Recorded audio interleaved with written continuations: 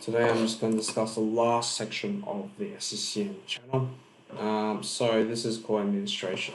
So pretty much this is where all the configurations or where you get all your devices shown up in assets and compliance. So if we click updates and servicing, you'll see that our current version stored is 1910 hotfix.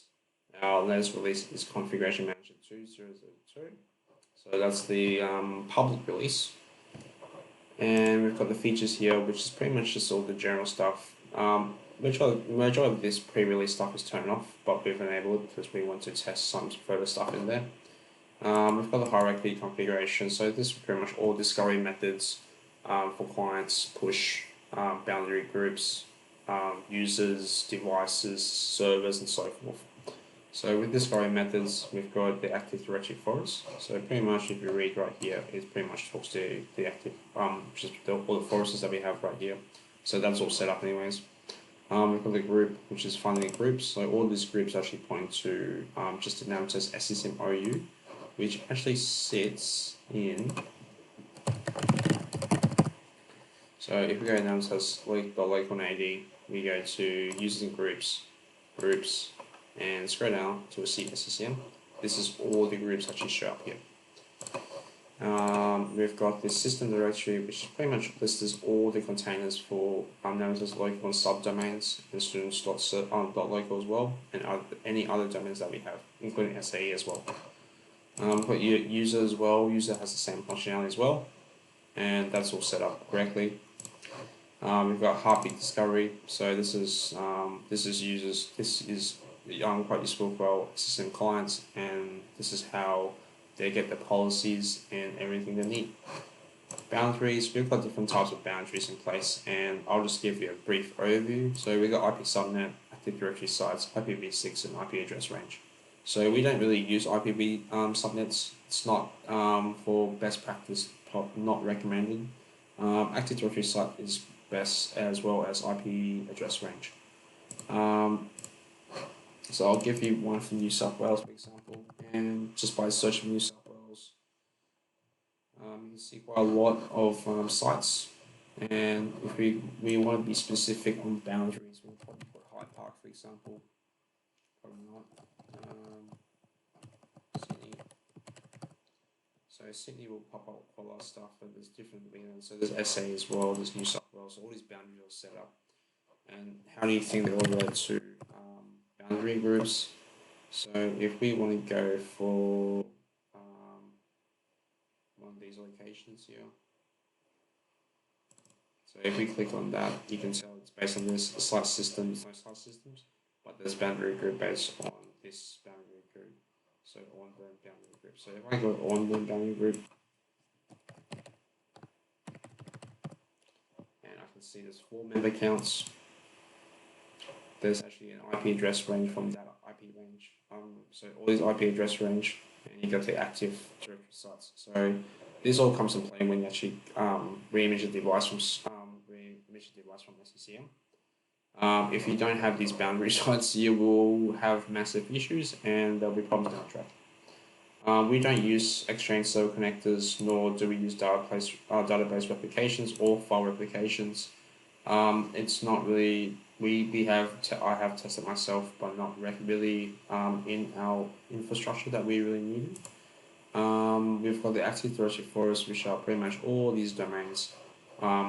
Without this, if you don't have this set up properly, your devices will not have SCCM installed. Cloud services, this is something that I've implemented since Feb last year, in 2019, and since then, this is part of the monitoring bit on the code management. I'm not going to go in detail on that one. These Azure services, these are all connected to our portal, Office 365, as well as Intune. And we've got desktop analytics, which is pretty much the replacement of upgrade readiness that was mentioned in part 3.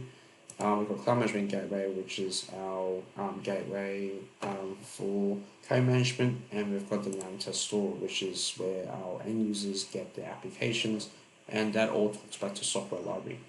We've got an Azure Active Directory tenant, which is our staff tenant, and that's how this is sort of set up. These are actually app registrations that show up in Azure, which I'll touch up another time.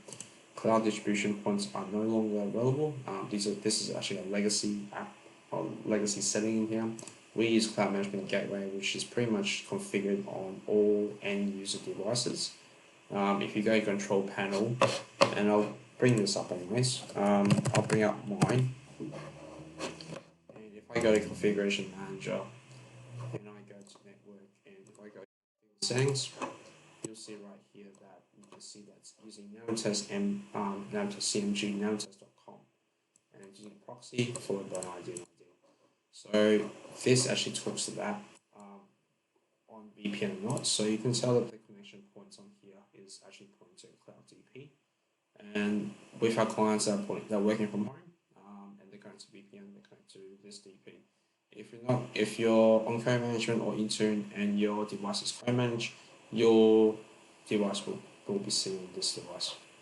And role endpoints, as you can see, there's a number of them. So there's SMS management point. Obviously, this is HTTPS. We've got our site server here. We've also got our UK DP as well as the Queensland DP, and again for software updates. Site configuration, the site, so this pretty much tells you that this site server is primary site server, service and server roles. So we've got a number of them. The main one, which is this one, has majority of the site system roles.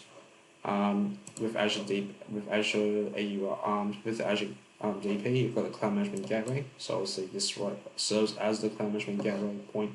So that means if any users get connected to VPN, web updates, or actually talk to this DP, if this DP cannot find any resources, it will go for nearby DP to grab the resources and push it to clients. You might see here that there's ones like Canada that have a software update point. This actually is a WSUS. This replicates off from the monitoring section that we talked about earlier. Client settings, custom client settings, and this is pretty much how we can prevent users from getting prompted or different updates or different settings you want to really show the end user. I'll just double click on this to make sure you understand what's happening. And we've got branch background intelligence transfer, which is bits, client cache, client policy, compliance, computer agent, computer restart, endpoint protection. Obviously, we want to tell that we're not using endpoint protection and we're using CrowdStrike. Power management, you can set that up. You can remote to software center, software deployment, software inventory, software metering. So this tells you how this is sharp in the software center, software updates. So this is how it's all configured, and user affinity and security as well.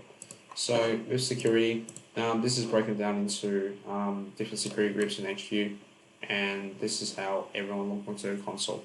So with this, we can control quite a lot of settings for people who want to, for myself or who we want to give access to. Security roles, there's also built-in roles as well, custom roles. You can create custom roles to your own needs. Security scopes, this pretty much scopes out. This scopes all talk about the security roles as well as administrative users. So if you wanted to prevent someone, a brand new user, from doing more damage, you can scope them out and give them restricted access accounts. These are all local. These are pretty much all HQ accounts and a lot of local user accounts that are on the local devices. Certificates, this is all the since we have third-party updates in place, this is how it all kicks in. And if you block it, obviously something will break and you won't get updates. So for example, hack my PC, which I implemented a while back, this is actually our WSUS third party. So if I disable that, then that means all the clients in SCCM will not get updates. Console connections, you can tell who last logged in, and you can tell that based on the last heartbeat. So I logged in last, long after that, and Scott, and so forth. Distribution points, it tells you a whole bunch of distribution points available. This actually is where you can actually configure how you want to deploy. So you can put your properties here, and I'll just give you a rough summary. So general, we've got branch cache enabled all DPs, as I mentioned before. We've got communications using HTTP. If we to use HTTPS, we'll need a certificate. In this case, we're not going to do that. Pixie Boot, since we have the range machines, we have Pixie Boot enabled. Multicast is not a good option. This is something to check with the network team before you do so. It's not really required. Group relations are all related to the distribution point groups right here. Content, any packages that are deployed. So let's say Zoom, that was deployed recently, client, and I'll see all of them because I deployed all of them there. So this is the one that I deployed not too long ago today.